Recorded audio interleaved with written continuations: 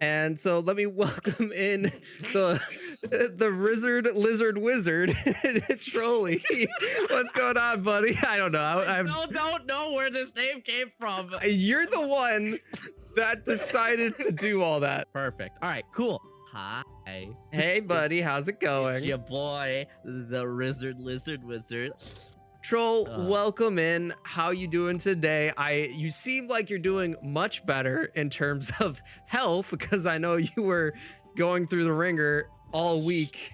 Straight up on my deathbed for the past week. I'm still gonna. I still have my cough, as you couldn't tell by me when we first started this thing. But yeah, I've recovered from COVID for the second time now. This one wasn't as bad as the first, but not by much. Not by much. But I was bedridden for a good 3 days, and yesterday was finally the day where I felt like I was a normal human being, and then just went over to my friend's house and hung out because I knew I wasn't contagious anymore, not coming up as positive anymore. The only thing I have is a cough, so, and that's I know that's gonna be here for like 3 months. Yeah, no, makes sense since you got COVID and everything. Yeah, so but I kept my sense of taste, kept my sense of smell. I can still smell Nixon's bullshit from a mile away, so we're good. All right. Well, before we get into this more, why don't you tell everyone who may not know who you are, who Trolley is, what do you do, stuff like that. All right, yeah, boy, the Rizzard Lizard Wizard. My name is Trolley. I used to be a full-time variety streamer. Now I've converted it back to a hobby for my mental state and also money. But you can catch me doing just a lot of whatever the hell I feel like nowadays. I am variety, but I am mainly doing a lot of Fortnite, and a couple other games. Lethal Company has kind of taken over a weekly slot as well, but I usually stream around 7 p.m. Eastern, at least 4 to 5 days a week still. And I really just want to be that spot where you can get away from the BS of life and just enjoy yourself with a few other people in chat and not have to worry about like work tomorrow or you know, the rent coming up or stuff like that. Just a little escape from reality for a couple hours. Exactly. I mean, that's kind of what I'm doing here is just like, so I'm a dad we've now. Been doing this together for like over 2 years, man. I knew you before you even thought about a kid. Yep, exactly. So so new dad life, but did get a part-time job, so left my full-time job so I can help out with my son, but which actually has given me the opportunity to stream more, so every couple of hours with during the week, and it's all good. But yeah, y'all see what he makes in a couple hours? You ain't getting that over on my end, so stay here. you ain't getting this over there. You're getting a green-looking camera because my lights behind me broke and my aux port's broken. That all happened while I was laying in bed, apparently. But anyways, Nixon.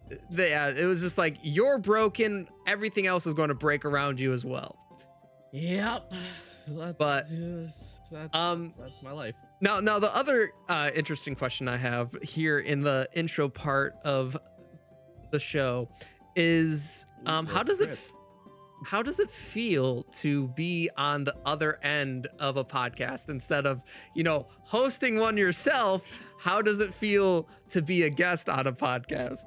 All right, for people that don't know, with me saying I've known Nixon for quite a while, he's actually been on my podcast before. He was my first and only ever trio podcast, but that's been on the back burner for a little while just because life's caught up to me. I've been busy and the mental state hasn't been there for me to sit down and be the Nardwuar of Twitch streamers. If you understand that, great. If not, I deep dive further than I should, but I never cross boundaries, and the podcasts are detailed. With that being said, I know Nixon, and the fact that this is my first podcast where I'm the guest in a solo atmosphere outside of my own is interesting. I'm used to talking about myself a lot, so that's not a confusing part, and that's not going to be a part that I feel weird. I'm an open book. Yeah. But I'm scared of you. You're scared of me? I'm scared of you. Why? Because you're you probably pulled a me, and you're gonna talk about in elementary school when I liked this one girl, and you had a big crush over her, and you pissed her pants, or you pissed your pants in third. I don't know where I was going with that, but you're gonna make up some stuff, and I'm gonna be scared, and I'm gonna answer it truthfully and humiliate myself. Yeah. Well, now that you bring it up, let's go ahead and talk. No, I'm kidding. I honestly don't think you have anything to be scared of. Listen, I'm not, the Rizzard Lizard Wizard who likes to troll the people in the Twitch community. I'm Nixon. I'm just your friendly neighborhood tavern keep, and I just wanted to bring you on as a guest because I know you've had me on yours and we've been friends for a while, so I just wanted to go ahead, bring you on. Nothing to worry about with that. But you know what, why don't we get into my little antics of what I would actually do. Now, you're a wizard, you say, right? So you deal with magic quite frequently. Fireball, no matter the size. Exactly. And you probably make some magical items, correct?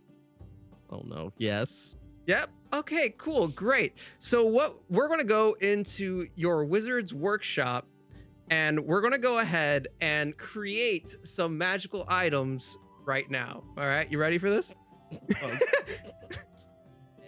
All right, so first things first, let's look at your workshop. It's pretty crazy in your workshop here. You got books everywhere. It looks like some materials to conjure something up. That do be my workshop. Yeah, it do be Photoshop. No, that do be my workshop. Oh, workshop. I thought you said Photoshop. That's my workshop. What do you mean, man? All right, so here's how this is going to work. I got this little magic orb here that's going to determine what happens for one of the options, and then it's going to ask you some questions, okay? So I'm going to have to go here and really quick. Like my magic 8-ball? Yeah, a little bit. Yeah. So that thing told me I won't get laid for 37 years. So far it's been right. All right, so let's see what this magic orb has in store for you right now. So what item shall you craft? Well, Troll, I know you are obsessed with your wheel spins over on your stream. So I have a wheel here that we're going to spin to determine what item you are going to create. And so let's go ahead and just give this a little spin here to see what wondrous items. I'll explain it. It looks like it's going to be a potion. Woo.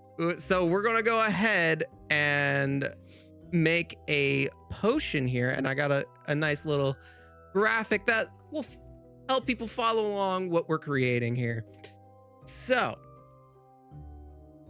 now we got to make a potion. It's a magical liquid, has some stuff.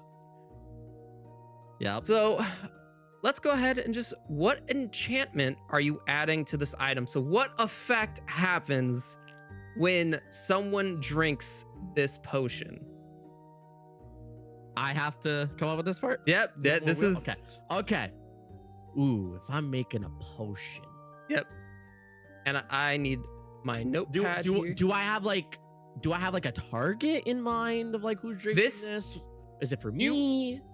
It could be for you. It could be for someone. It's how do you, it's just like, do you want to do something to someone else? Like if someone drinks this potion, something bad happens, something good happens. It's kind of like whatever you want it to be.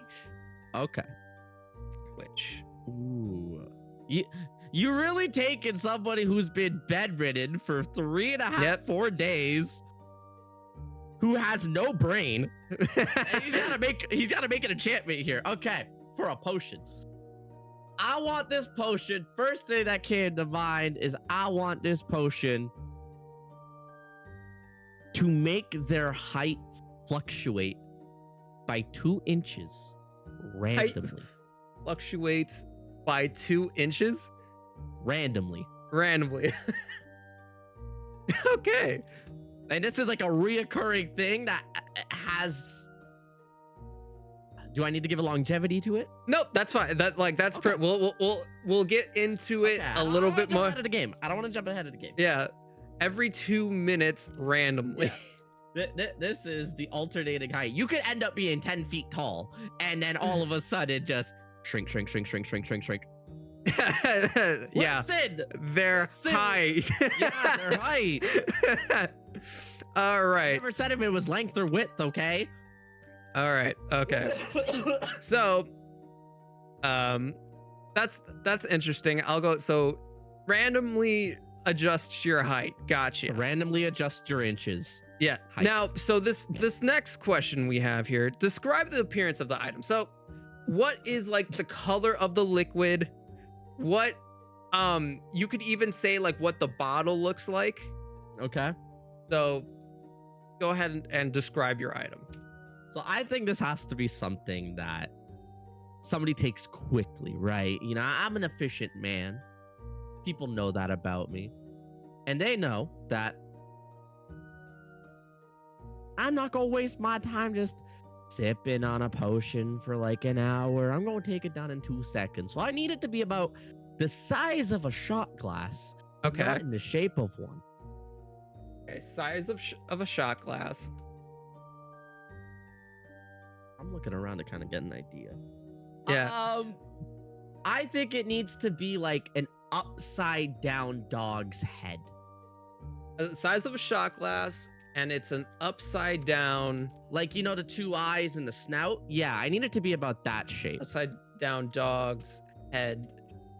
Okay. Yeah. And then what, like, if someone were to drink this, what kind of liquid would they be, like, color? What would be the consistency of this liquid?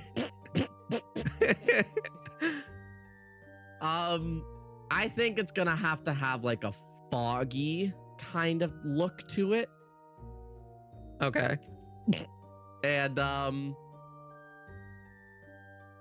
you know what? I'm just gonna make it purple. I'm gonna make it cliche. Okay, a Yeah, foggy purple. kind of like how the inside of you the like portal there is like a foggy green, Something like that, like a Yeah, I want it foggy to kinda look purple. like that, but purple. Yeah. Gotcha. Okay, so that Works is. with that chat. So that's- works with that. Yeah, I know. So you got while I update the appearance here, so you got I'm really scared. a if there's, like, potion. an AI generated look of this. It's gonna be so cursed. So you got a potion that when it affects you, it changes your height Yep. 2 By inches 2 inches.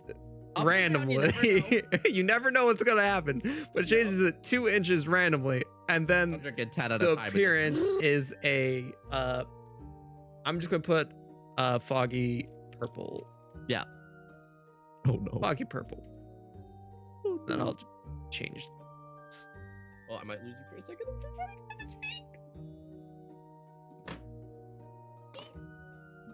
Okay, foggy purple. All right. Okay. So Okay.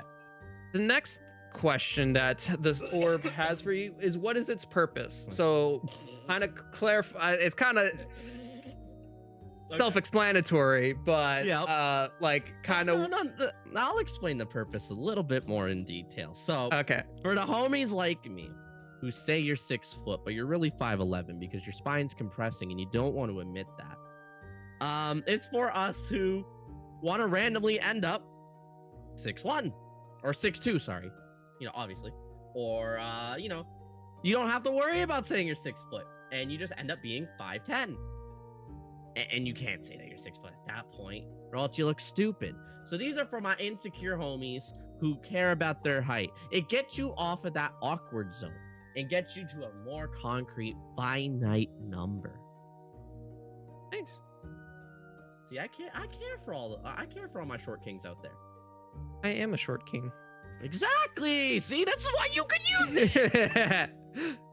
You're telling me that Chrissy, seeing you 7'6", randomly And then 30 minutes later, 4'2". Like, Oh, you're telling God. me that wouldn't be interesting? I hear her. I just decided to make the potion here, but a lot bigger.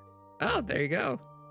Yeah, no, it would be interesting. So that's the purpose of your item. I mean, I'm 5 foot, so 7 foot would be too much. I mean, yeah. I know I'd- how often this thing will pop Yeah. off, though. you said 2 minutes randomly. What? Did you say it? 2 inches. Oh, 2 inches randomly, not 2 minutes. I haven't given your time frame on how long this potion lasts. Ha. Oh, yeah. So hang on, let me adjust it. I don't know why I put 2 minutes.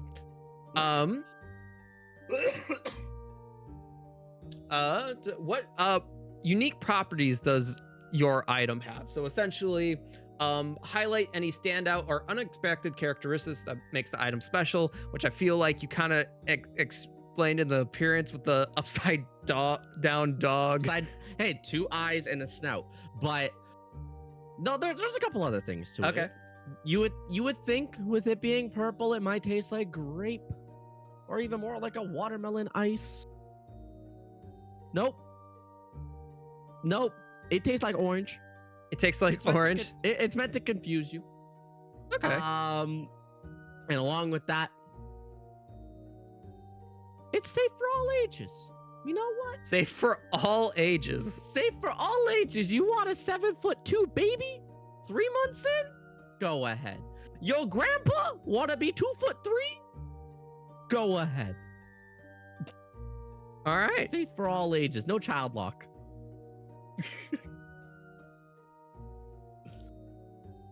This potion could be opened by anyone.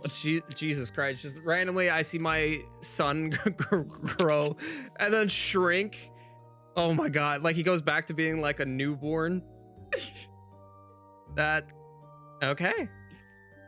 See, I'm getting everybody to use their imagination now. Exactly. You corrupted. It's funny. So as I was planning this, right, before we move on, I had a potion as well, and yeah, and actually here, before we continue, because I think I still have this here. No, that didn't work. Let's see.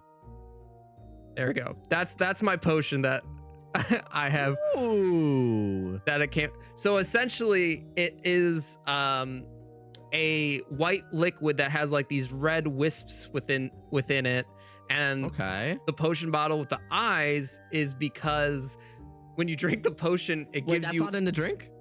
No, that's the on the. I thought you got fancy with it. No, so that's the bottle, and then Yeah. it gives you a eyes in the back of your head. That's all it does.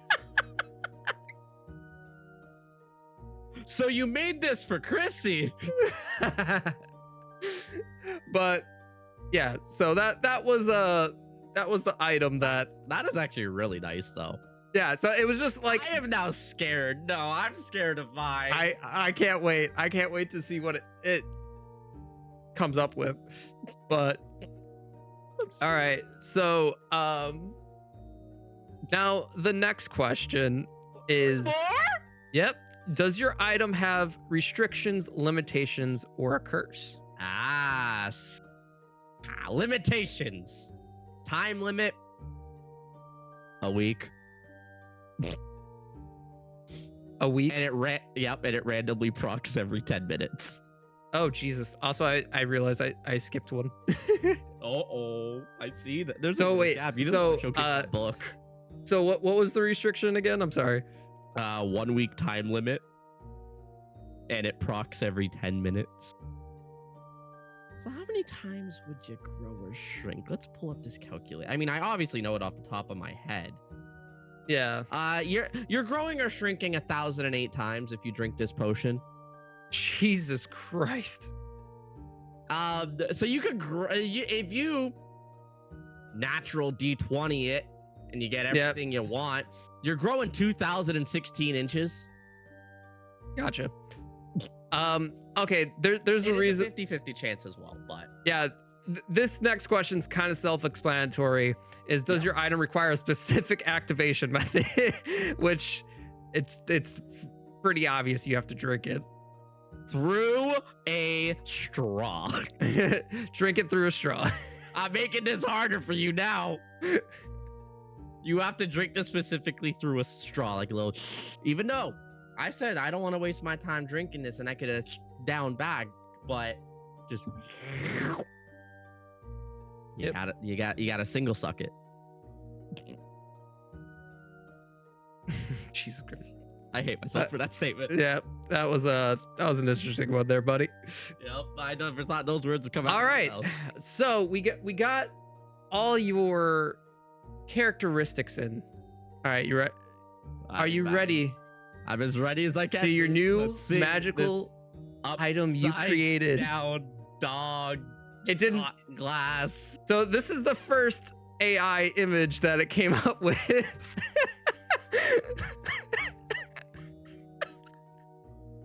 They got the foggy purple. Yeah. It's so tiny. It's so cute. Okay. So the next item. Corrupted enough. Yeah. So I will say it didn't do the upside down thing. Unfortunately. It just, I guess it didn't know how to run with it. Just put but this or like double ball in a pipe. I don't know. Yeah, this is the second one. And it has like an inscription on it that says like your height, but like I was like, okay, that's interesting. It's kind of similar to the first one. Yeah, I'm actually not mad at this one though. Yeah, that's what I was saying. I was like, this one is kind of not bad. It kind of goes with like the shot glass height because it almost looks like a bottle of like whiskey. It's got like a whiskey label to it. That's really cool. Yeah. And then the third iteration. Wait. What in the fuck is that? That's what I'm making it in. Hey, listen, you know what? Out of all of them, that one works the best because anybody can access it. There's no lid. Get rid of that little vial to the side. That's the sampler. Yeah. Honestly, I didn't look like, I don't see it as a cauldron. I see it as like a shot glass. That's how I want that. I want that. That is amazing. It's so adorable. Why they wait, I just realized, why was the cliche dog they went with a pug? I don't know. For the first and the third one. It's a pug. Yeah, I don't know. And then it's a fox. Yeah, then it becomes like a fox. I don't know. So it was just like, that's interesting. But yeah, but it just like didn't know how to do the upside down dog. The one that got deleted,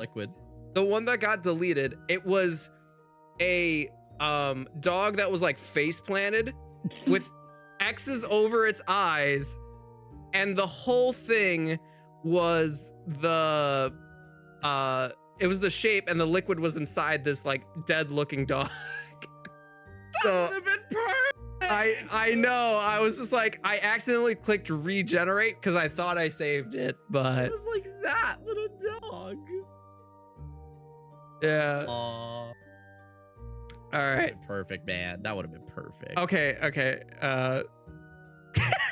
All right. I'm going to show you this one because I just did another one just for fun. Oh, no. This is the schematics that he came up with of like, this is how we're going to make it.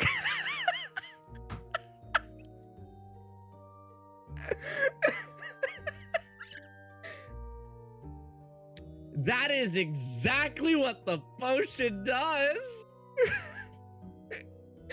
You know what? I'm actually surprised though. From what I know about AI generated images, it can't do text. And this one's doing text. Yeah, this one did like text pretty well. Yeah, but like that's surprising. Yeah, no, I don't know what two-ing is, but two-ing. But like, yeah. 2-inching? I don't know.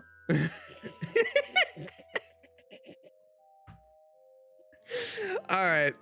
So let's go ahead and turn the eye. Buddy, what you thinking about with these 2 inches, huh? Yeah, that was the Wizard's Workshop. I hope you enjoy that. I think that's the only thing you really have to be scared of in terms of me, because I'll have you come up with stuff and be creative. That's what I will do. That's the scary part. Is That's being the scary creative. Don't give me any creative freedom. Yeah. Turn into What? a weirdo. So speaking of creativity, and we talked about it before we went live, the Suika tournament that you've been Yes. hosting. I kind of wanted to ask you some questions about that, and like, Okay. so what made you want to host the Suika tournament? So for me, it was more, I just wanted to do something big again. Like last year, I mean, you know, yearly I've been doing like charity streams, but last year I wasn't able to. And I noticed going into November that I didn't really do anything big, large, upscale projects for stream. And I don't know why, but I like Suika was the hype at the time. Suika was the hype all throughout October. Yeah. And I've had this website, and it ends up getting like updates like every other day, and eventually it brings on online multiplayer and blah blah blah. Suika hype's not dying. And I sat there and I'm just like, I could make a tournament out of this. And I sat on the idea from about the beginning of October to almost the beginning of November, when I finally decided, hey, let me put this out on Twitter and just see if I can get a reaction. See Yeah. if a couple of my friends want to do like run a little Suika tournament, blah blah blah. Thought nothing major of it. Lo and behold, and I'm pulling it up now.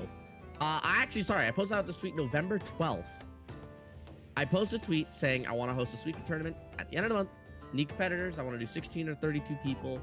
And you know, I had a few other things listed down. And as this moment, that tweet has 32,000 impressions, 200 likes, and 100 replies. Needless to say, Twitter liked the idea. And a lot of new faces came out of the woodworks to introduce themselves to me for this tournament. And I got a little overwhelmed at first, but then I just sat down and really thought about it. I'm like, yeah, I could do this. And you were the first person that I spitballed a lot of ideas off of. And you're the reason why it actually went so smooth, or as best as it could. Yeah, you just need to get those nested seeds down, then you'll be Shut fine. Shut up! Yes, I know, okay? We're gonna work on it. I was running browser sources. I was running 65 browser sources at the same time, okay? And that is I learned my lesson. that is why some of the issues came up, was because of I running. learned my lesson, okay? But yeah, needless to say, the tournament went great. We had 32 streamers after all was said and done. All the polls I made forms for people to sign up with, and blah blah blah. But yeah, long story short, I think we had like 50 people apply, and then 35 said that they were available. So I had 3 backups, and then 4 people said they weren't able to make it within the last 48 hours. 3 of which day of. And then one of my replacements were able to make it. So we ended up, I think, having 29 people throughout the entire thing. Even though I did have it formatted to 4-way matches and blah, blah, blah. And there was a blank spot in a couple of these matches. Eventually, as we went through it, it did fill out, which I was happy with. I think it went as best as it could have gone. And we were able to bring a really cool event to Twitch with a bunch of creators who got to know each other for the first time. And since then, and I think this is the proudest moment, because I didn't care about growth. Yeah. Numbers did fantastic that stream. Apparently, I averaged like 90 viewers. Nice. I'm stoked for that. At the end of the day, I didn't care for that. I cared about making sure that people were meeting new people, like making friends. And hell, earlier today, I was playing Party Animals with a few of the homies that were a part of the tournament, part of Noctis Nexus's community. And Shoot Alexander, who had the biggest fumble during the tournament, got raided by another one of the competitors who he never knew before the tournament. So, oh, that's awesome. Yeah. Like seeing that stuff happen and seeing friendships and even just like networking friendships, even let's just call it that, because that shit happens on Twitch. Yes. Seeing those things happen and mutual growth come out of it has been the best thing for me to see. Hence why I've been so adamant on making this second one happen. Yeah, it's gonna have less people. Yeah, it's not gonna be as successful as the first when it comes to like numbers, but we're gonna have a few new faces in it, a lot of reoccurring faces of people that are just trying to have fun, and that's all I care about. Yeah, no, and like again, like it could surprise you as well. Like people might show up, and who knows what's going to happen. But I think it was an interesting idea. I definitely was like, the first few ideas that you had, I was like, bro, if you do that, we're gonna be sitting there for like 8 hours, 12 hours, 24 hours. For 5. Huh? We were still there for almost 5 Yeah, but hours. I think that's just because of like just the production side of it, just because it was your first time doing it. So there's obviously going to be no nested scenes. Yeah, no nested scenes. Like literally when I do production stuff, like my stream deck, everything's prepared in different, like that whole last scene, I had everything in order. I have like different folders for different things. Like it's all set up so I can just click and go. Yeah. All within a nested scene. No, I'm kidding. I'm always gonna give you shit about that. It's so great. And I love that like people were like asking you if you nested the scenes too, and they were just like, no. No. What do you mean you haven't nested your scenes? Well, again, but obviously you haven't hosted something like that before, which No, it's called obviously I've never used the nested scenes because I've never needed to use nested scenes. But like honestly, how did it feel like hosting your like first big major like tournament or an event kind of thing? So I wouldn't classify it as me hosting my first big tournament or anything, or even co-hosting, because I've done it for other channels. Okay. I think the first big tournament I ever hosted / co-hosted was a Fortnite tournament. It was an open Fortnite tournament with semi-professional players that I got asked and paid to host, and it was my first ever time hosting. That was nerve-wracking, but I just brought my podcast hosting experience to Suika. You just got to be able to sit there, know what's going on, and not have dead air. Those were my those were my 3 like things I kept repeating in my head. Know what's going on the screen, don't let there be dead air, and then the third one thing that I was repeating is I have a co-host. Bounce off the co-host. Yep. And big shout out to Mr. Finney Moore for being like a good bounce off for that kind of stuff, because him and I were just going back and forth and shit like that. And then, you know, those random moments where he was fangirling over Johnny Beat Bop, and I'm like, nah, he's out of here. Like stuff like that just came naturally. Yeah, I think made it more entertaining for the viewers as well. But people were there supporting their favorite streamers, meeting new streamers, and all that kind of stuff. But yeah, I realistically, there wasn't any nerves. I mean, there was a little bit, of course. If you don't have any nerves, then you're not alive. It's okay to have nerves, but in the heat of everything, after I just said fuck it, I have to accept these tech issues, everything, like I said, went as well as it could have gone. And I definitely learned from it, and I want to take that experience into any other tournaments or stuff that I host, and just make sure it's always getting better. Yeah. No, I think the biggest thing, like, so I don't think I knew you yet when I first started off on Twitch, because I hosted a Fall Guys tournament. Yes, I remember us talking about that. I did not know you at that time, or else I would have been in it. Yep. So I would have won it, but I hosted the Fall Guys tournament, which It was a $1,000 grand prize of my own money. Which is still psychotic. I honestly actually gave away like $2,000 additionally. Nuts! Yeah. I had like a really good sales job, so like most of that just came from my commissions. I get that. So I wasn't hurting. So it was just kind of like, I want to do this. I want to host a tournament. Yeah. And that was my first event, and the biggest mistake I made, not having a co-host. Really? Yeah. And this event took a long time because Yeah. I believe it. so the way it was structured, I mean, like I still had the 4 matches and everything, and it was only 16 people, but it's because of the match lengths of it, because they were playing like through it. Yeah. And it was like a point system. It was definitely a lot, but surprisingly, everyone that I had stayed. Like there was a group of people that like were they all kind of lived together, and so they were just kind of chilling, playing games, and like waiting for their turn to be up in the tournament, which I thought was pretty cool. And yeah, no, it was a crazy experience, and definitely learned a lot from that one. But biggest thing, $1,000 off you. Damn. yeah, and the biggest thing was just that the co-hosting thing. Yeah, co-host which helps out so much. it would have helped out. I actually like was bringing on people who were part of the tournament, like, hey, come cast with me because I don't know what the hell I'm doing. It was a great experience, but I definitely am excited to see your next one. Speaking of Suika though, that Orbis game that you got me is kind of funny. I've played it offline a couple times, and it's funny because like every like 500 points you get like a new spell that makes the game kind of harder. Really? Yeah. Get it for myself. Yeah, so essentially like there's like a spell that makes you block what you can see what's next coming down.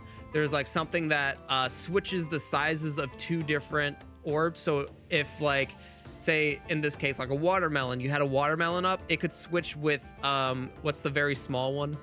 Like a strawberry or Like cherry. a straw. Yeah, it could switch the sizes of those. So every time you get a cherry or like a strawberry, it's the size of a watermelon. Like, Jesus. yeah, like it can increase the size of all the orbs by like 10%. It could change all the colors of every orb to the same with the same logo. Oh God. So it's like it's a yellow thing, and it's just like you gotta try to match it with it's an interesting game, I will say. It's cool that it's got variations and like Yeah. that makes it not just a Suika game. You know what Exactly. I mean? Which I will say the person's trailer for it kind of funny. I don't know if you saw it on Steam where he's dressed up as a wizard. I don't know. I did it. You might you might know him from your wizard days as the Rizzard Lizard Wizard, but yeah, no. If you go to the Steam page and just watch the video, it's pretty funny. So we're gonna go switch over to one of my favorite things about the show, which is the one roll epic. Shit. Been staring at it this whole time, not ready, because I know I'm gonna roll a 1. I know it. So the way this works is I am going to narrate a story for you that I've Okay. created. I've written Oh, the no. story specifically designed to you. And Okay. essentially you get the opening scene, and then you choose an action. You have 3 possible actions that you can take. Okay. And then I'll go into another narration of like what's happening with that action, and then you will it will end up coming to a point in that story where you need to make a roll, and Okay. depending on the roll, it will either be a successful end to the story or a failure or drastic end to the story. So, the other thing you should know is choose your action carefully because they all have different difficulty ratings. So, Are they in order like easy, medium, hard with their response? no, I guess. well, like essentially, like it's essentially easy, medium, hard. It's the rolled DC that you have to meet. Okay. So essentially, like I get it. yeah. So for example, if you Yeah. needed a 5, you would have to roll a 5 or above in order to Yeah. succeed. So that's kind of how that's going to go. By the end And of the story, it's gonna be like you need a 19. so before we start, I'm going to have you roll just to make sure everything's set up for this, and we should Alright. see the roll. So if you still have that up, go ahead. I do. I want to make sure that it's working on the scene. This so I can't add +5 advantage or anything. for No, roll. just Damn it.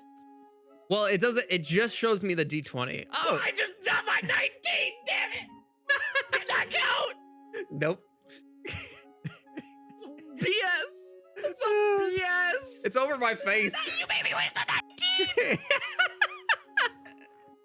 Oh, lovely. Waste the 9. When we practice this, I got a 5. I know. So, Why did I practice? oh, this is amazing. All right, let's go ahead and jump. randomly roll it on your forehead like 3 times during your story now. All right, Some So- BS. let me go ahead and set the scene here a little bit. All right. Mhm. This is where you are currently at. This story is called the Rizzmaster's Gala.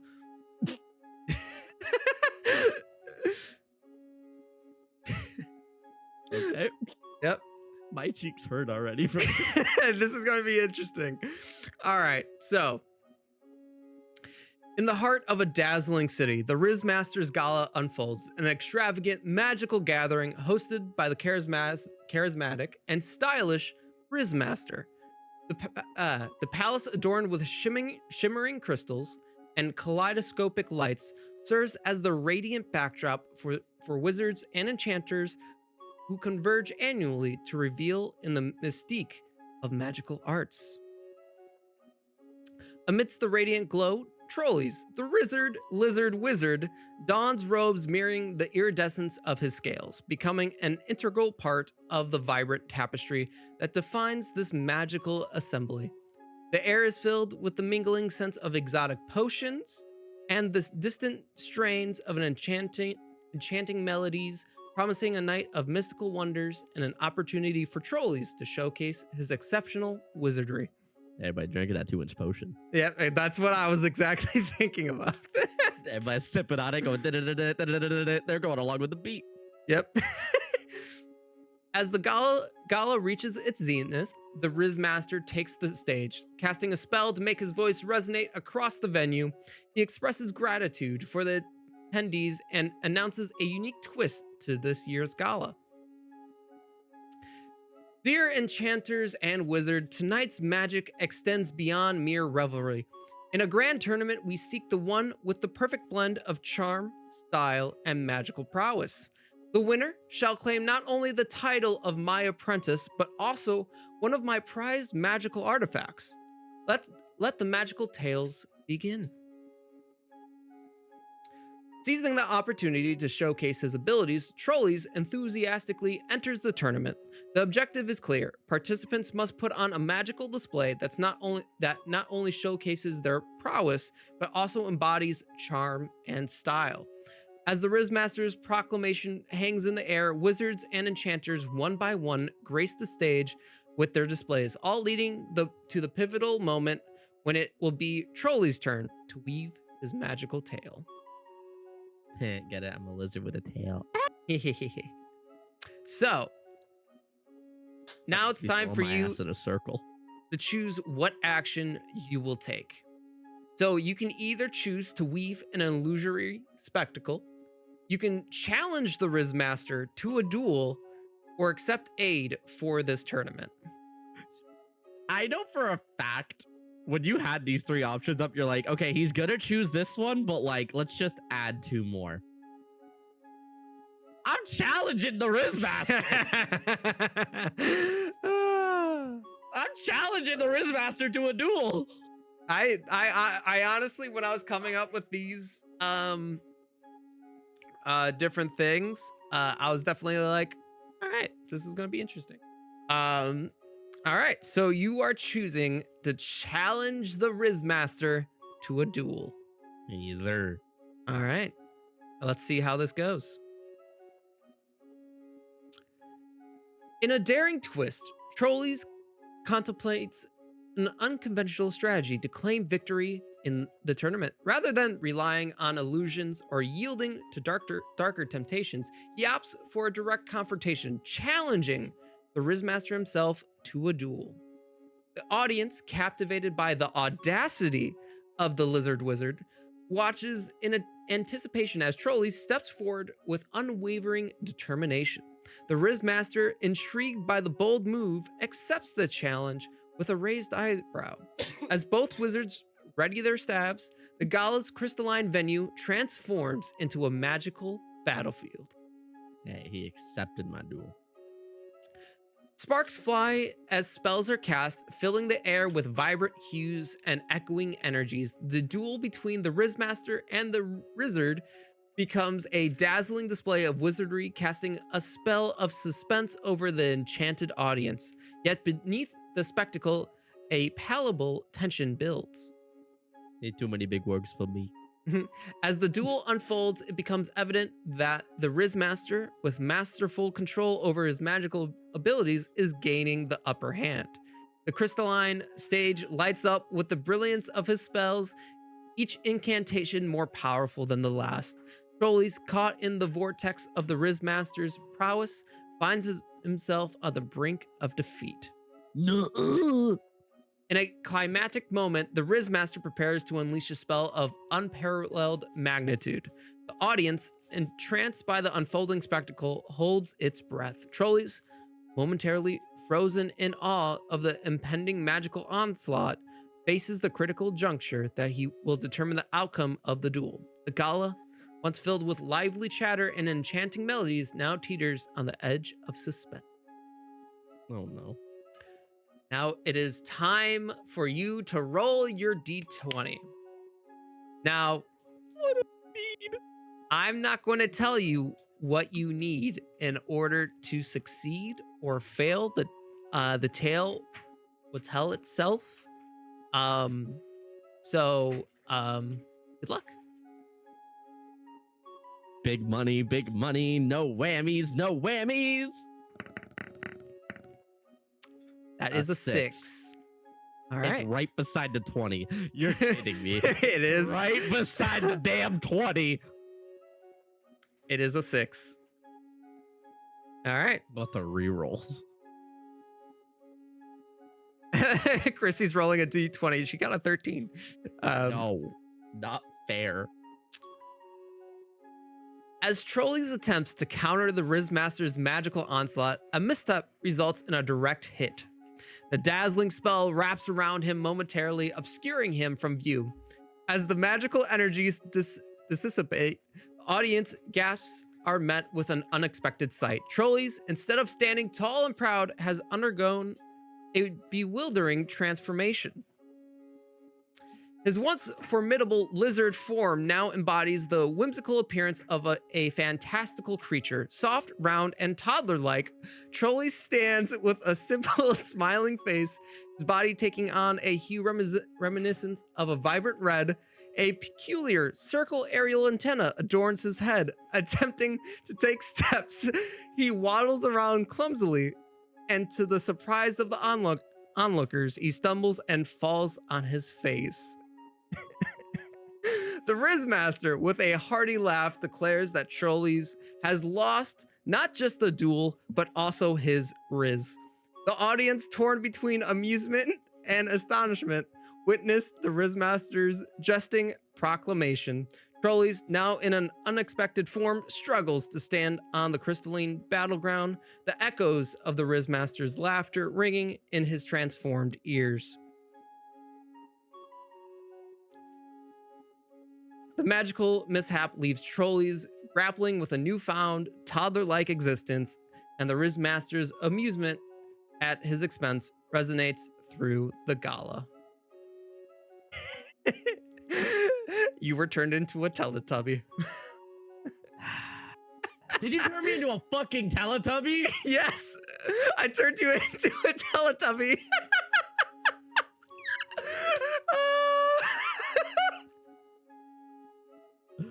I hate you so much. Oh, no. What roll did I need? If you tell me a 20, You needed a 15 or higher. damn it! Yep. So you're Also, 19. my audio's been cutting out like this whole time. I've been trying to like just hold it together. Yeah. So actually, the first option, Chrissy actually came up with. So Yep. that was her story. So she's disappointed you didn't pick her story. Sorry, Chrissy, but like the option to duel the Rizzmaster? Come on. So do you want to know any other options? I won't narrate it completely, but would you like to know like any other outcomes or anything like that? Where do I win? So to win, Do okay. I turn the Rizzmaster into the sun baby? No. So Damn it. essentially, in challenging the Rizzmaster, basically what happens if you were to have succeeded the roll, what would have happened is you would have dodged out of the way of the spell, weave out of the way of the spell, and you're about to do counter and stuff, but he like puts his hand up and he's just like, that's enough kind of thing, and basically gives you praise on everything, but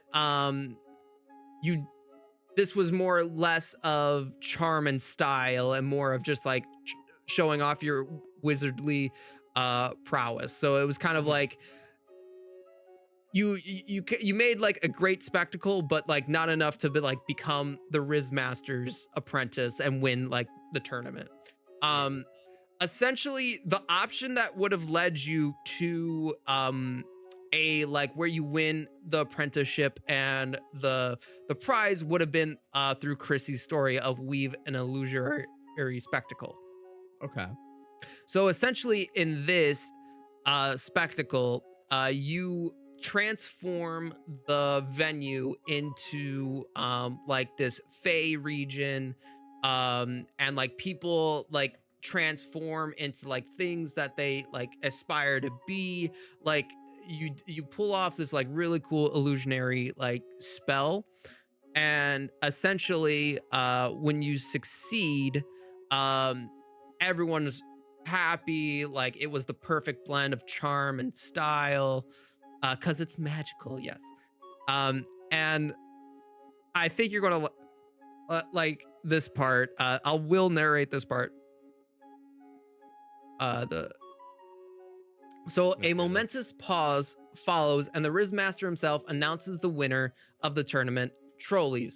Standing amidst the applause, hears his name echoed through the crystalline halls. The Rizzmaster, with a theatrical flourish, presents Trolleyzz with the coveted prize, a mystical chalice adorned with intricate engravings. The chalice, filled with a magical elixir, features an ethereal depiction of a captivating sorceress on its front.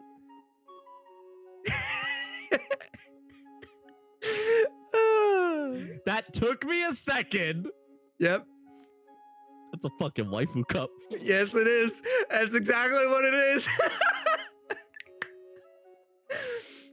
I told you, I create like in a fantasy way. I took things that are known in your streams, like the Teletubby outfit, your waifu cups. Like I put them into this story.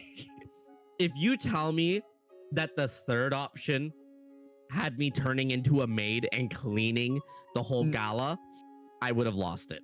No, but you do become a servant of some kind.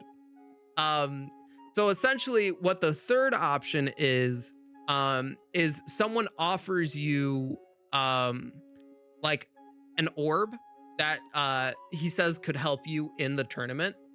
and you start putting on like a display, and it turns out this person is like a dark entity, and he's trying to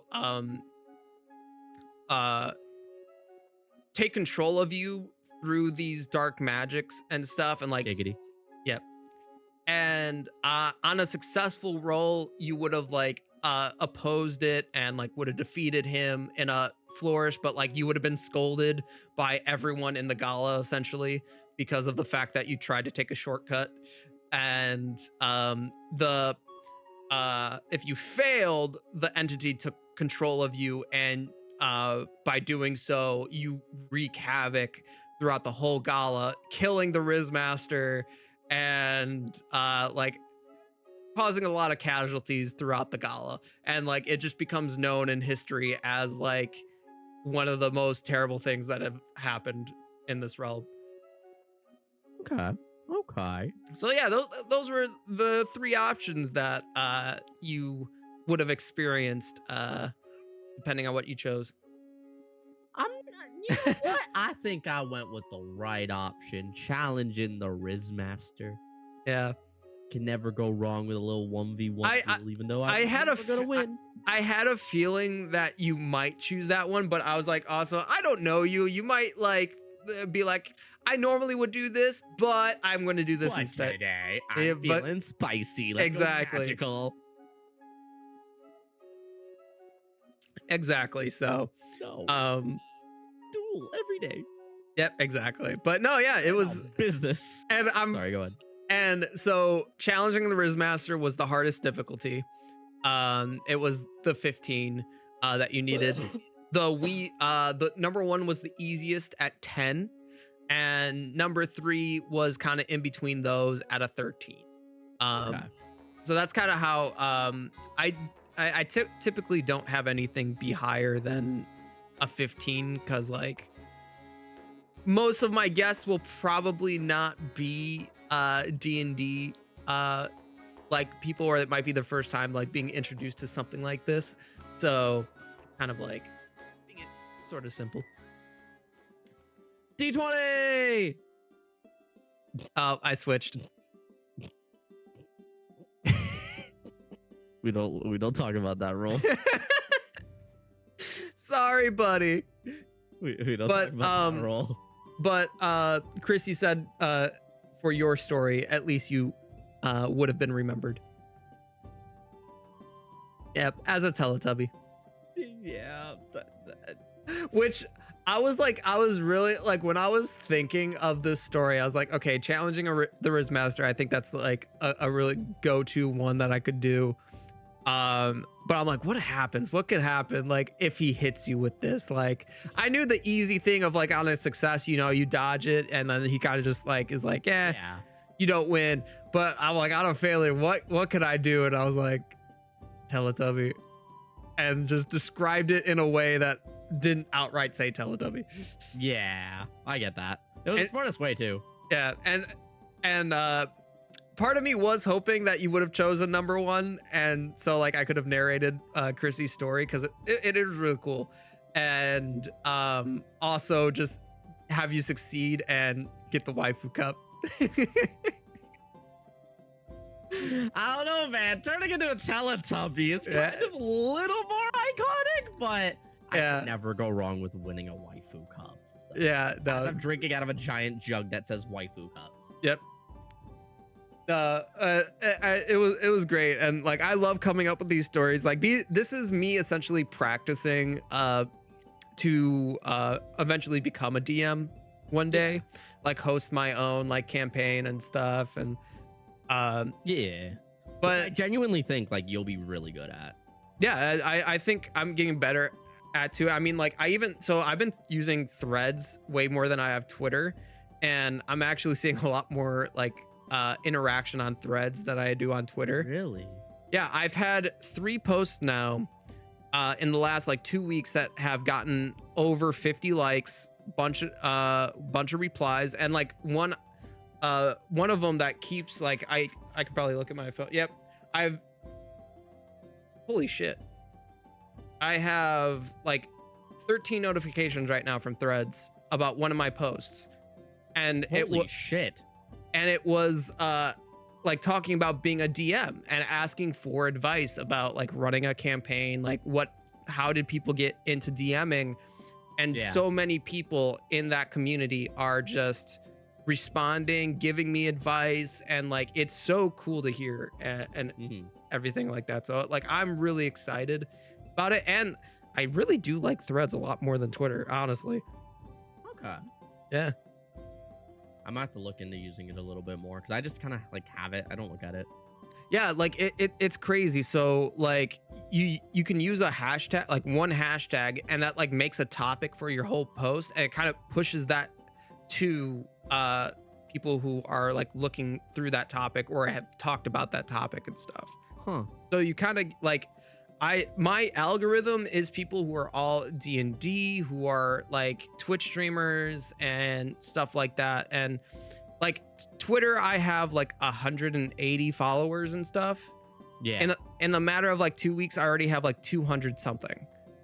Holy shit. Yeah. So it's like, I've been using Twitter for months and years and barely get interaction on it. And then I switched to Threads, and I'm seeing a good amount of interaction, which again, I like never post to like get that stuff, but like it is nice to be like, oh hey, like things I'm posting people are actually like wanting to comment on and having a discourse on. Like I do feel Threads is more social than it is kind of more business like that Twitter is with like marketing and all that. So I like that. it's cool. Okay, Yeah. good to know. Yeah, it's really cool. I've already met some really cool people through it. Nice. But yeah, so the last thing I wanted to talk about today is I know you mentioned it at the beginning of the podcast, but that is kind of your new outlook on streaming, just because I know last year wasn't the best year for you. I know you've been open about that. Yeah. And I know it's now going to be affecting your streaming and stuff, but like, yeah, how if you want to talk about it, like we can go. I'm more than happy to. Yeah. So like kind of talk about you know, where your outlook in streaming is, like maybe even like what do you think the landscape is of streaming and content creation in general is from your viewpoint? Because I do see like kind of changes in it from there's my viewpoint for sure. Oh, there is. Oh, I lost you. We can't hear you. We can't hear you. We can't hear you. We can't hear you. Oh my God. Huh? Oh my God. I think Loki went underneath my desk and deafened me. He fucking hit my foot pedal. I'm like because all of a sudden.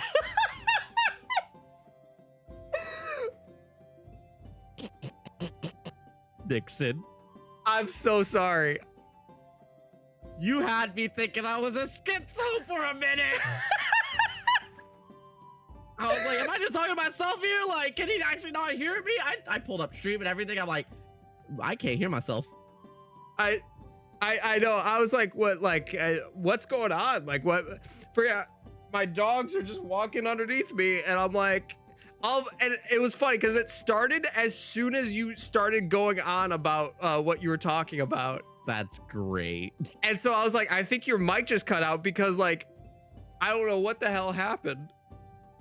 Anyways, I'm so sorry.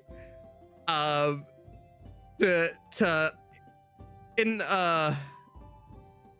meaning to cut you off. Can you go ahead and No, you're good. Can everybody hear me now? Yeah, everyone can hear you. Okay. Wow. Okay, Loki, don't deafen me.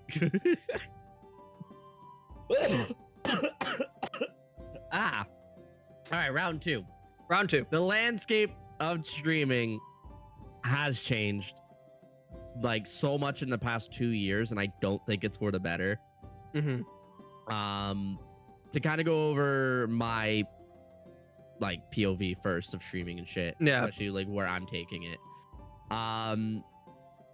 like, you know me, and you know I've been doing this basically full time for 3 years. Ever since I hit affiliate, I went full time. I never recommend that to anybody. It is a stupid decision, but at the time, back in 2020, it worked enough, if that makes sense. Yeah, no. Living in Canada, we were getting $2,000 a month during COVID. And then I just basically said it to myself because I wanted to make it a business, but also at the same time, I wasn't only in streaming for the money or anything like that. Like a lot of people would think just hearing that. I was in streaming because I wanted to be a content creator for a decade. I just never knew where I wanted to start. And I tested YouTube here and there and didn't like it. And then eventually I found streaming and I'm like, you know what? I really do enjoy this. I prefer the live aspect over the pre-recorded aspect.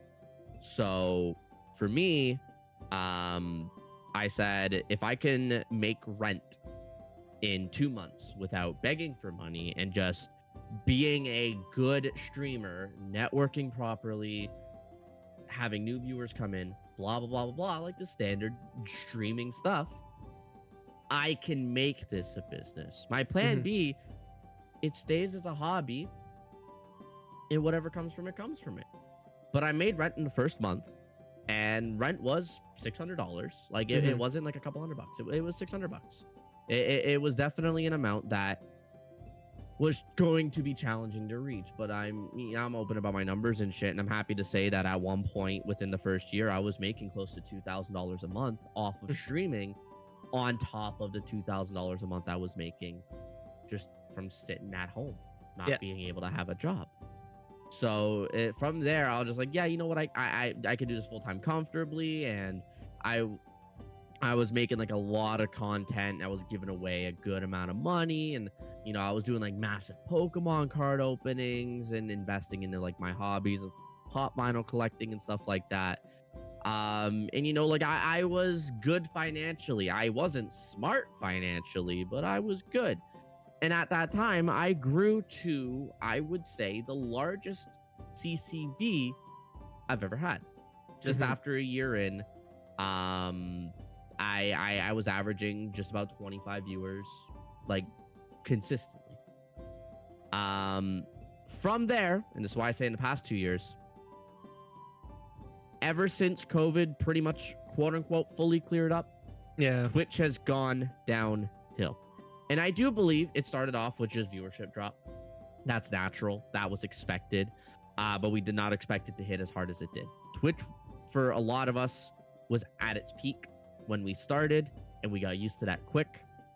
And then when 80% of the viewership left, none of us were prepared for it. Neither was I. And from there, everything else just kind of had a snowball effect. With Twitch viewership down, income was down.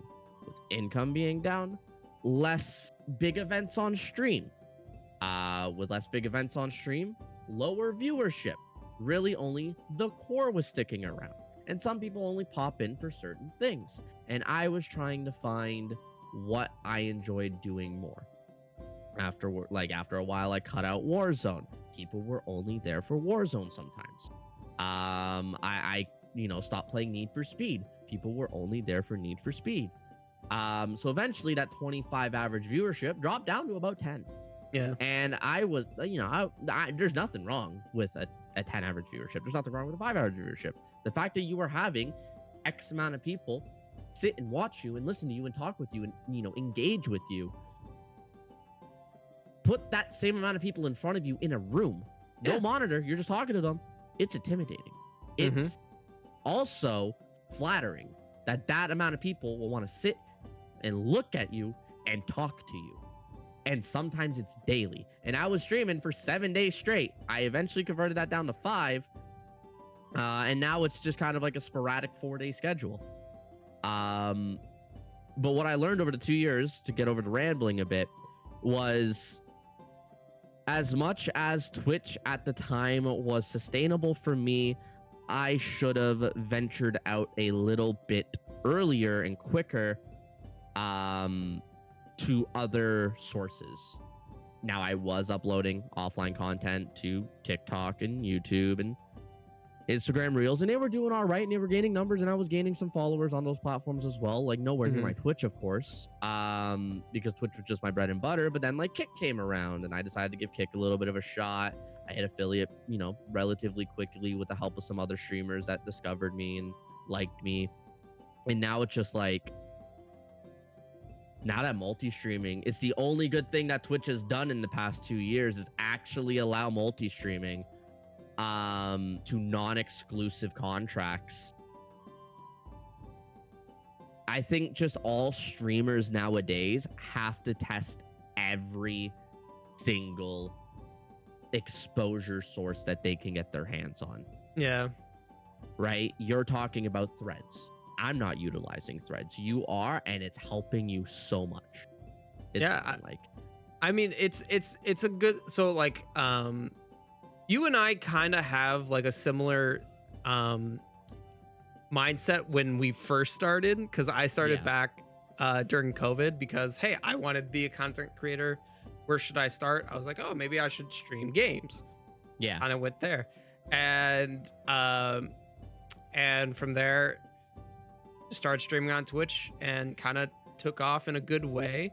And it was great. And then obviously we saw the fluctuations, and I'll get into that in a little bit. But yeah, Threads has been good because it does feel like a social media. Like a lot of stuff right now kind of feels like advertising, marketing, and like I don't typically like to comment on things on like say Twitter or Instagram. I'm more just like liking things, and like same thing on TikTok. I'm more just liking stuff and whatnot, and less commenting. Threads, I've actually been more confident in making replies, talking to people, not having any expectation of following someone or getting followed by the people. Like some of the posts that I've made, I was surprised that they've kind of gotten the interaction that they did. So yeah, and it's crazy, but yeah, it is working well for me, and like definitely something that I recommend. But I recommend being social. Don't just spam your hello, did you lose me? 1 second. Nope, you're good. I can't hear. You can't hear me? Yeah, I can hear you. Sorry. Okay. Yeah, so like my recommendations just for Threads is to be social. Don't like obviously do what you do and everything else, which is kind of throw your content around. Obviously sprinkle that in, but actually be social with people. That's kind of like how I've approached Threads, and it's been doing really well. And I'm like excited to talk to more people and express my ideas more versus Twitter, which funny enough, Threads, I can make longer posts, and Twitter, because I don't have the premium, I can only make a certain length post on it, and so it's kind of shitty. Yep. No, I fully get that. And one thing, like to build on the Twitter topic too, is ever since they introduced premium and content creators can get paid through impressions, probably one of the weirdest, I won't say one of the best or worst, one of the weirdest things that Twitter's ever done, because now 40% of my feed is pure engagement farming and pure impression farming. Yeah. And don't get me wrong, I can't say it's the best or the worst. Get your bag however you can. From what I know, if you are paying for premium, you need 2 million impressions a month to start getting paid, and you can get paid well. Yeah. I know one person who dove on it right away was making thousands of dollars a month by just replying to like Dextrio tweets with memes. Like, if you are replying to popular tweets and you're getting popular replies, it was the easiest, and I still say it is still the easiest way if you are not a big page to impression farm. And in that way, you're getting like stupid money sometimes. I think around 5 million impressions at that point, you're getting like $1,000. minimum. And that's just Jesus. for posting on Twitter. Yeah. And that's no. why people are like impression farming. So think about some of these tweets right now that you look and they have 5 million impressions. That's $1,000 tweet. Yeah. And if you're not paying for premium, you already have a verified account and stuff like that, you could be potentially getting more. Yeah. So I do think that Twitter monetizing itself in that aspect was a good and a bad idea, but it does kind of ruin Twitter for the people like you and me that are just kind of going on there to interact with what our friends are doing. It's almost like that daily storyboard that we want to see what they're doing. We want to see what they're up to. I don't want to see like some random fucking impression farming tweet every tweet. So I guess with threads, you know, I once again, I haven't dove into that realm enough. I do think with threads, it's a good idea. When it first started, I dove on the bandwagon and I made an account right away. Yeah. And I think I started, or no, it wasn't on that one. It was on a different one that was like trying to be very similar to Twitter. I can't remember what it was called. Blue Sky or something. Yeah, something. There's everybody hopped on it like right away and died in 2 weeks. And I was just like, oh, daily meme number 1. Yeah. Daily meme number 2. I stopped after like 7 days. I mean, just outside of like the social media, in terms of streaming, we're seeing all these other streaming platforms popping up of like, I see Live Space, Kick. There's another one that's like, I think it starts with like an N. Like I've seen going around. I think I know what one you're talking about, but I can't remember the name of it. But like, yeah, Rumble, Kick, Trovo. Yep, is another one. Twitch is no longer popularity wise, name wise, it's still the #1 streaming platform. It is. Monetary wise, community wise, and everything else that matters, it's plummeting. And this is something that, right, I was talking about numbers of finances and blah blah blah. For streamers that do look at their income or do rely partially on some of the income that comes in from Twitch, as somebody who did this full time, who now makes pennies to the dollar in comparison, and you know, every dollar I fucking make, I'm grateful for, and I still will never take advantage of that. I deep dove a little bit actually yesterday into my Twitch payout because it just didn't feel right. If you remember, for every like sub on the head and blah blah blah, if we filled out the Santa head, I was doing a $50 giveaway. Yeah, we filled out both sides of it, so I'm doing $100, and we filled out the house, so I'm doing $150 in giveaways.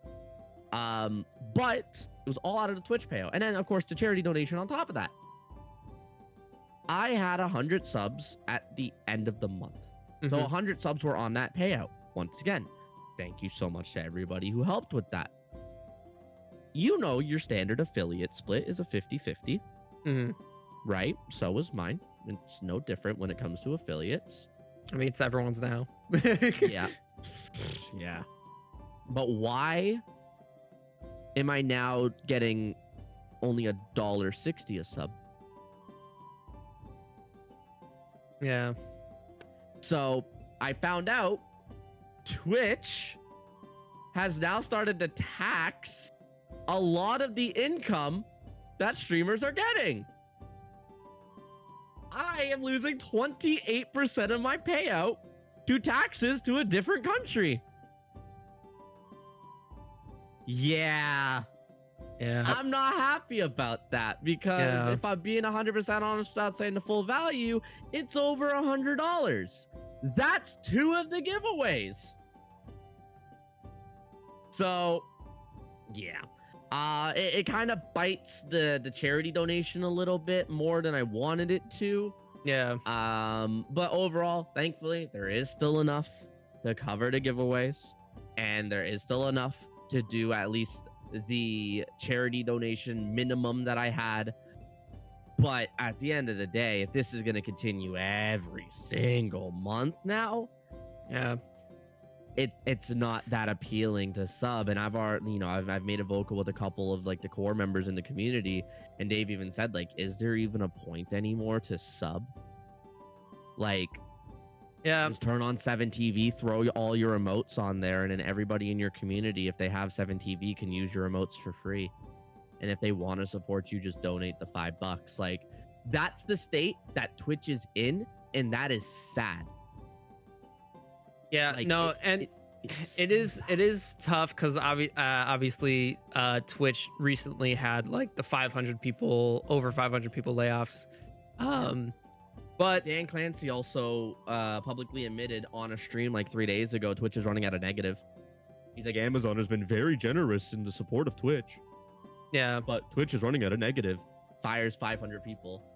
Taxes all creators like 20. I mean, yeah, percent. I'm assuming. we're seeing a lot of changes to Twitch. 100%. I mean, like I think even in South Korea, they stopped their whole being able to stream there just because of the cost of it. But the thing, like, I will say, I think Twitch has done some good things recently, especially with Dan Clancy. I think he's been doing. Unfortunately, he has the job of taking the brunt of what the CEO before him did and trying to change it, which I'm like, that's amazing. That's great. That's what we need for a platform. But it just sucks because they're also having to take the heat from Amazon and pushing to be profitable. So Sorry, go ahead. Yeah, so that's like we're seeing a lot of that stuff, and it does suck because I do believe Twitch is in terms of live streaming one of the best platforms for it. Obviously, you have YouTube, which their live streaming isn't bad. It's just like, not the best in terms of interactivity. Like this is the stuff I care about. Like the stuff that I'm able to do on my stream would be much more difficult to pull off on like YouTube or you tested the waters there too. Yeah, like, exactly. Which you have the experience to be able to say this kind of stuff. Yeah. And like, again, YouTube's not bad. I think YouTube has a great like partner program of how it I mean, like every live stream you do, if 3 people are watching you and they watch you for 3 hours, that's 9 hours of watch time added to a thing. And plus program.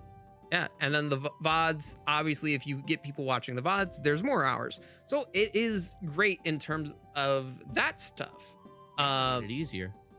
And it's a bit easier because you just got to post. I just like, for me, my mindset has totally changed about live streaming, and I don't really care about the financial aspect of it. Because I got finances taken care of. I am in a part-time job as well, so I did take a hit going from full-time to part-time, but it's not like at least I still have an income coming in, so I don't have to worry about that. But again, anything extra, I'm more than grateful for. But I'm slowly changing the way I view content creation, and I've come back to it in a much better light. Because, like, again, to go back to 2020, came into it, no idea what the hell I was doing. Did a lot of great things. I listened to a lot of different people. I started, COVID hit, lost my job. I was like, I'll just do this full time. Why not? I'm making money out of it. Why can't I do this? And made decisions that I think hurt me instead of help me. Especially, like, again, I switched to YouTube because I saw the YouTube partner program as something better than Twitch. And I was like, and I always wanted to do YouTube and stuff like that. I was like, this would be perfect. This is my switched to that, and then slowly ended up like not liking it. Not because of any reasons. It's just like I was confused about what content I wanted to put out. And so then obviously I stopped. I came back. Again, still wasn't at the right mental spot. Stopped again. Started, had a baby. stopped. It's been a wild ride. It's been a wild ride, but I'm really happy with where I'm at now. I have a theme that I absolutely love. I combined a lot of things that I enjoy, production, D&D. It's really great that I have a costume that I get to put on when I stream, and I don't have to worry. Back to the good old TikTok days. Exactly. And it's really great. And even though I'm not seeing the numbers that I did in the past, it doesn't bother me. And because I have this theme, I have this really cool aspect to my content creation. It makes my content creation actually a lot easier because I get to form a lot of my ideas around this theme, and it makes me coming up with ideas so much easier. I mean, like the segments that we've done today, like I was like, okay, you're a wizard. What kind of wizard? Rizzard Lizard Wizard. The Rizzard Lizard Wizard. What kind of stuff what kind of stuff can I do with you that has that like magical aspect, but still is kind of fun for you? And that's where the Wizards Workshop came up. And then obviously the One Roll Epics is more just for me because I want to narrate. Fucked over. Turned into a Teletubby, but it's just like one of these cool things, and I'm enjoying my streaming a lot more, and it definitely helps that I don't have that mindset of doing it full time. I'm not like rushing to create TikToks or YouTube Shorts, which YouTube Shorts is doing better than me for me than TikTok. Same. So I want to build on that. Yeah. For offline content, and you know, because like you've been around a lot of my shit recently. Yep. I have a lot of offline content scheduled. Mm-hmm. I have YouTube Shorts scheduled up till March right now at 2 a week. That's not including any random ones that I might just throw up. Yep. But I threw up 3 this week, and like I said at the beginning of this, I had COVID. I caught COVID on Tuesday. Yeah. Tuesday was when I was supposed to upload a TikTok. Yeah, that didn't happen.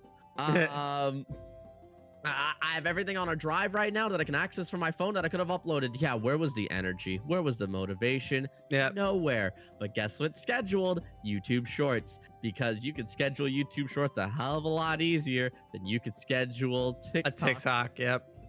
Because TikTok's 90% of your algorithm is going to be based on that audio, even if it's muted. It just needs to be a tag. YouTube, I had all that shit set up with no audio. We good. Yep. But YouTube Shorts have been performing so much better than all of my other content for the past 2 years. The only TikTok that I have right now that is getting views randomly is one from 2 years ago where I made an OJ Simpson build in Forza Horizon. And it was a drag car. I don't know if you ever remember that car that I had. Well, off the line, it was a white Bronco that would wheelie instantly. And it was like the funniest build I've ever had. But I posted that, and like it just gradually has been gaining views, and now all of a sudden it's gradually gaining likes. Yeah. And like, where is this coming from? It's my second most viewed TikTok. Yeah. So I've had it pinned, but like for 2 years, it's still gaining traction. It's the only one. I mean, my most popular one's based on Ludwig, and that one died. But like, I still have a YouTube short that is at like, the last time I checked, around 25,000 views and climbing. Yep. Around the same time. I don't think I could combine like 5 of my TikToks to really equal that one right now. Yeah. Did you know I was on a Ludwig stream? I think I remember this. I wasn't like in person or anything. It was more of I entered into his thumbnail competition and I got in, and even though they said it wasn't good, I was like, okay. But hey, it was great. You were still on there. I was still on there. So listen, I've been on a Ludwig stream. If you paused at the right moment, you saw me in chat. But I have seen you at the Royal Rumble. Yes. Yeah, I was scrolling YouTube. I randomly came across another thumbnail I was in. Oh, that's funny. Yeah. With fucking Brock Lesnar. But something that I find interesting though in terms of like I do think YouTube is a great platform in terms of content creation. Streaming, interesting. Like I do find it better to pull up on like my TV because like again, I'm a dad. I watch TV while I'm taking care of my son, and YouTube live streams are just so much easier for me to pull up. I watch a lot of content on my TV, which if anyone's looking to make content for anything, 100% make it so that like it's a good format for a TV, because a lot of people use it for entertainment. That's what we do. And it's like funny, Christy and I are just scrolling through and we're like, damn, there's nothing to watch right now. Like, I think YouTube is the most universally used social media when it comes to devices. Like Twitch is associated with computer and phone, mainly computer. Yeah. And most, if not all, streaming services are. YouTube, I associate it more with mobile, but then, yeah, I'm watching it on a TV quite a lot because there's so many times where you could just, so many TVs nowadays, so many smart TVs just have a YouTube program built in. Yeah. They don't have a Twitch program 90% of the time. They don't exactly have Instagram where you could just scroll with your fucking remote. It's YouTube because it's videos, and YouTube right now, I think I don't want to use the word universally again. Overall, is the #1 social media platform for content. Yeah, 100%. It has everything. It has short form. It has long form. It's had long form for the longest, and it's still the best. And then it has your live streams. And yeah, you know, live streams could be upgraded a little bit, and it will over time. But like, you can't go wrong with YouTube. Everybody watches YouTube.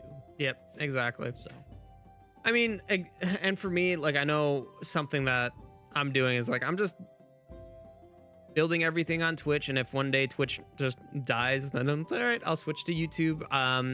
Not looking forward to having to switch everything and try to make it still interactive, because that's the stuff I care about. I love doing the stuff, the channel points and all that stuff on my stream. I love it. I love the production value of it. But I'm hoping that YouTube gets better with their live streaming stuff, because it's definitely one thing that I'm keeping my eye on. But it's interesting because like with the time I have, it's funny, I'm not a fan of recording pre-recorded content because I'm so in my head about it. Versus a live stream where if I mess up, I have to keep going. I can't just re-record it. Like the narration stuff for the one roll epic, if I was doing that pre-recorded, it would take me hours, just because I would be like, no, I don't like the sound of my voice here. I don't like this. I don't like that. And I would be constantly redoing it. And even at the end of it, it would just be jump cut and put together. It wouldn't be a one solid run, because that's not how YouTube videos really are nowadays, unless it's an unedited format, you know, like I do, for example. Like it's one of those things where every content creator is different. If you want to do long form pre-recorded YouTube and streaming, you gotta know the difference. You can't edit live. Yeah, exactly. But you just gotta understand, like you're never gonna be that 100% live that you can be on YouTube. Just have fun and enjoy whatever the hell goes on while you're live. Yeah, exactly. Know what the hell's gonna go on. Yeah, I'm hoping that like as I get more, again, this is like my first month like really back with content creation, so I'm hoping that like I can get a flow where like, hey, maybe I can turn my streams into YouTube video. I mean, like this podcast will go up in as a full length YouTube video. I might cut some parts, but I'm not going to spend a lot of time editing it, just because my fucking like audio parts or exactly. I definitely got to keep the point where you got deafened. Yeah, no, 100 is the highlight. Yeah, so that like these videos will have minimal editing and everything, but it is nice to be like where I'm at, where, you know, I look at my schedule that I have, I'm like, okay, I can stream this day. If anything changes during the week, then it's like, oh, hey, I gotta stop, no big deal. Because again, I'm not doing this for financial reasons or any other reasons. Then I just want to host cool events. I want to interact with people and just do things around my theme and eventually run a campaign for D&D. Like that's essentially what I want to do. And as long as I'm doing those things, I'm great. And then hopefully, you know, as things go on, I can make content outside of my streams that I can post elsewhere, and then hopefully reach an audience that enjoys it. That's kind of the hope. That's all it is. And it only takes time, and you know, time's our most valuable asset. Exactly.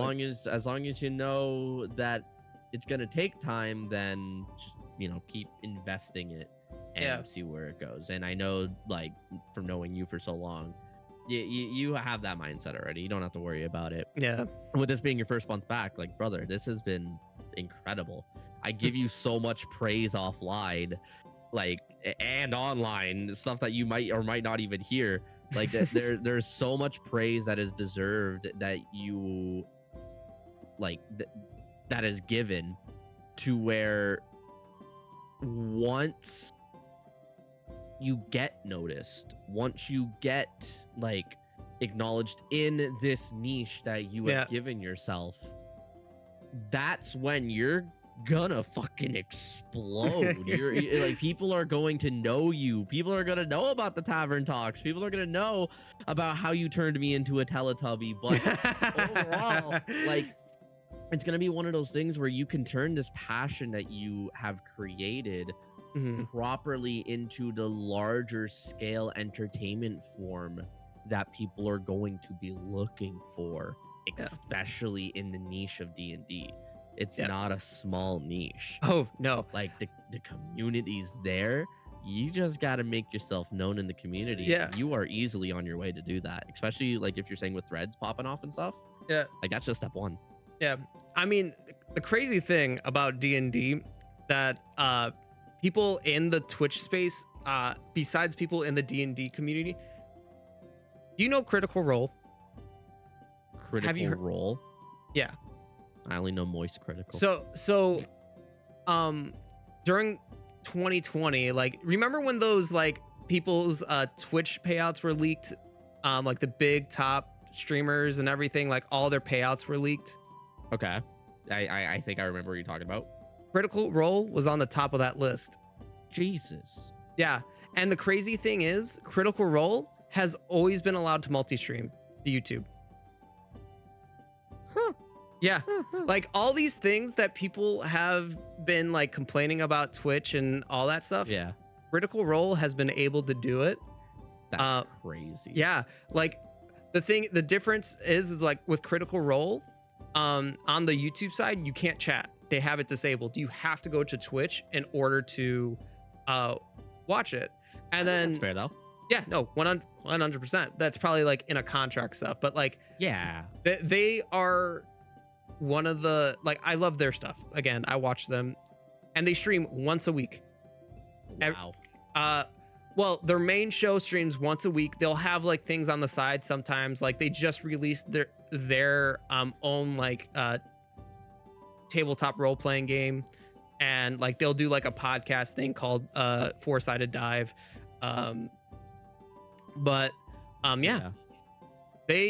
It's crazy to see like the stuff that they're able to do, and it's like 4 or 5 hours of a show, and it's really cool. But again, no, I see that. Like, I pulled them up as well just to see, but like, I see what you mean and what they do. High level production too. Oh yeah, 100%. They have their own studio. And the crazy thing is their streams aren't live. It's pre-recorded that gets posted. Then put live. Yeah, then put live. So it is crazy. It's hard to do that though. Like, especially with something like a campaign like that. Mm-hmm. You can only do so much live. But like, you know, let's say shrinking down a 6-hour campaign into like 4.5, cutting out the dead air and stuff like that, and then posting it as a stream. I mean, realistically, somebody's still behind the scenes live, watching the stream or interacting with chat or whatever. But like, yeah, that's it's something to where I could definitely see you getting to that point. Yeah, we'll see. I mean, I'm not like I completely changed my mindset. I think before, like back in 2020, all that stuff, was my aim. That was like my goal. Like, I'm gonna go hit this and stuff. But Critical Role. I'm Critical Role. No, I think my aim now is just improving what I do one day at a time. I mean, like, the thing that's been helping me the most every day since the start of this month, I write down what I have done for content creation. It's in my Discord. Like, it's funny. I have my own like planning parlor area that has like vision statement, goals, reflections, everything for streaming, everything for videos. Like, I use the forums, and it makes me super productive in terms of that stuff. But one of the things I have in my notes is just everything I've done for content. So then, like, I'll look and see, like, I did these 4 things January 1st. Oh, hey, January 8th, I did these 5 things. Oh, January 5th, I only did 1 thing. But when I look at this list, I'm like, holy shit, I've already done so much. And I think that's been helping me a lot mentally, as I just click this and just like look at everything I've done. Like, yes, there's stuff I want to do, and like I have a to-do list of things that I want to add to my stream or do for content, but I'm not stressed about it. It's fucking fantastic. And I honestly think, like, your new mindset, you're going to see a change as well. And I'm excited for it, because I know that like feeling of like changing your mindset with it, because you know you fight it. Like, it's like, no, if I keep pushing, if I keep pushing, it's going to happen, it's going to do this. But I really do think that switching this up and focusing on obviously fixing your situation financially. You were about to say nested seeds. I was going to leave. Fix your of course, nested obviously seeds. Fixing your nested scenes, and then you would like go on to something else. I was going to leave. But no, I really do think that once you get the finances straight and everything, and then you'll start to see yourself getting a lot happier and less stressed with having to be live and stuff. And then you can spend that time developing really cool content, because that's what I do offline. I just like, because I'm spending time with my son, I can't communicate with my son all as much. I can baby talk with him, but like I'm his pillow, so a lot of the time he's sleeping on me. So I'll just like be on my phone thinking of ideas and stuff like that, and ideas just come to you. And so I'm really excited to see what happens. Like, I know it's definitely like one of those points in your life that's kind of like sucks. But I do believe that like things are going to turn for you, and you're going to come out way better on the other side for it. Hope so. I hope so. That's literally all I can say. Is expect the worst, hope for the best. It's the motto I've lived by for quite a while now. But it works. Like, some people might say it's bad. Some people might not agree with it, but for me, it's just one of those things that has just carried me through a lot of the ups and downs. And I'm here. I'm an example that it works. Exactly. But overall, I'm definitely excited to see where streaming is going to take me now that I, for lack of a better term, really don't give a fuck anymore. To keep it short, because I know we're getting there in time. Sitting on my fucking bed for a week sucked, knowing I wanted to start multi-streaming last week. I wanted to start on Monday, then I went out bowling because I got invited out from friends I haven't talked to in 6 months, and then let's do it Tuesday. COVID. And now here we are. Just act like that last week didn't happen. This week's the new week, and this is when we start. So exactly, you got it. I mean, you're starting here on the Tavern Talks, so we start on Tavern Talks. I want to make sure I was fucking healthy for this. So, no, dude. I saw it. I was like, I hope you can make it, because like I really wanted to have you on. So I'm glad. I'm glad you Good. felt better and everything, and you were a guest here. But yeah, we're definitely going to close this out here. I don't know. Do you have any final things you want to say before we go on a little raid here? Go fast, touch grass, and eat ass. That's my motto now. Yeah. I should have cut him off. I should have cut should've. off this Rizzard Lizard Wizard. That's what they call me. All right. No, Well, I appreciate you having me on. It was a blast. Even through the couple tech issues that I've had, I just said fuck it, and I finally plugged in my aux into my microphone. It doesn't sound as great, but I can consistently hear now. Yeah. Thank you for having me on, and yeah, that's about it. so yeah, I appreciate you all tuning in. Troll, thank you again for being a guest, and I'll see you guys next time. Blah, blah. Bye bye.